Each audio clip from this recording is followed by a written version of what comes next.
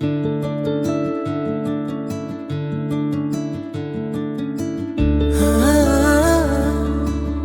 ஊர்ல ஒரு வீடு இருந்துச்சாம். அந்த வீட்ல அப்பா, அம்மா, பையன்னு 3 பேர் இருந்தாங்களாம். 3 பேருமே ஒரு நல்ல வேலையில இருந்தாங்களாம். பணத்துக்கு பெருசா எந்த கஷ்டமும் இல்லையாம். அது செல்போன்லாம் வராத லேண்ட்லைன் காலமாம். அந்த மாசம் அந்த வீட்டோட டெலிஃபோன் பில் ரொம்ப அதிகமா வந்துச்சாம். உடனே அப்பா தன்னோட மனைவி கிட்ட வந்து, "இங்க பாரு, நான் என் ஃப்ரெண்ட்ஸுக்கு, சொந்தக்காரங்களுக்கெல்லாம் ஃபோன் பேசணும் அப்படின்னா ஆஃபீஸ் ஃபோன்லயே பேசிடுவேன். நீ தான் எல்லாருக்கும் வீட்டு ஃபோன்ல இருந்து பேசியிருப்ப. அதனால தான் டெலிஃபோன் பில் இவ்ளோ வந்திருக்கு" அப்படின்னு சொன்னாராம். அதுக்கு மனைவி, "நான் வீட்ல இருக்கிற ஃபோனை யூஸ் பண்றதே இல்லையே. நானும் ஆஃபீஸ்லயே பேசிட்டு வந்துருவேன். உங்க மகன் தான் மணிக்கணக்கா உட்காந்து பேசியிருப்பான்" அப்படின்னு சொன்னாங்களாம்.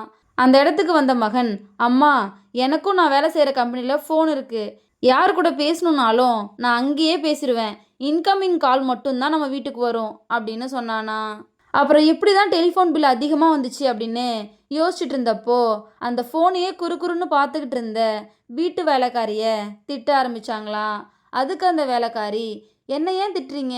நானும் உங்களை மாதிரி தான். என்னுடைய நண்பர்களுக்கு, சொந்தக்காரங்களுக்கு பேசணுன்னா நான் வேலை செய்கிற இடத்துல இருந்து பேசுகிறேன்" அப்படின்னு சொன்னாங்களாம். இதை கேட்ட எல்லாரும் வாய் அடிச்சு போய் நின்னாங்களாம். இதோட இந்த கதை முடிஞ்சிருச்சு.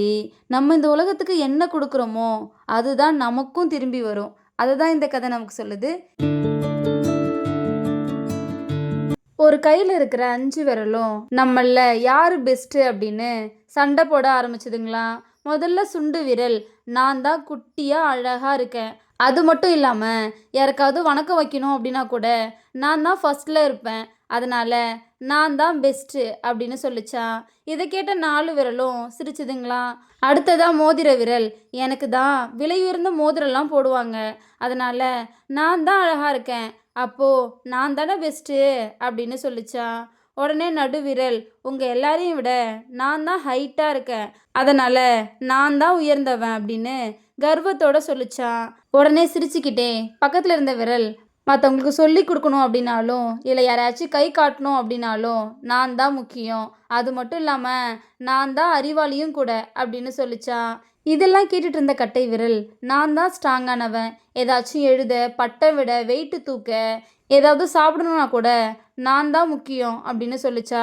இதை கேட்ட மற்ற 4 விரலும், "அப்போ நீ தான் பெஸ்ட்டுன்னு சொல்கிறியா?" அப்படின்னு கேட்டுச்சிங்களாம். அதுக்கு கட்டை விரல், "இல்லை, நம்ம 5 பேருமே பெஸ்ட்டு தான். நம்ம 5 பேரும் ஒன்றா சேர்ந்தாதான் ஒரு வேலையை பர்ஃபெக்டாக முடிக்க முடியும். அதனால் நமக்குள்ளே ஏன் சண்டை போட்டுக்கணும்" அப்படின்னு சொன்னதும் 5 விரலுமே ஒற்றுமையாக ஆயிடுச்சிங்களாம். இதோட இந்த கதை முடிஞ்சிருச்சு. உருவத்தால் எல்லாரும் வேறு வேறையாக இருந்தாலும் ஒற்றுமையாக வேலை செஞ்சோம் அப்படின்னா ஈஸியாக அந்த வேலையை முடிச்சிடலாம். அதுதான் இந்த கதை நமக்கு சொல்லுது.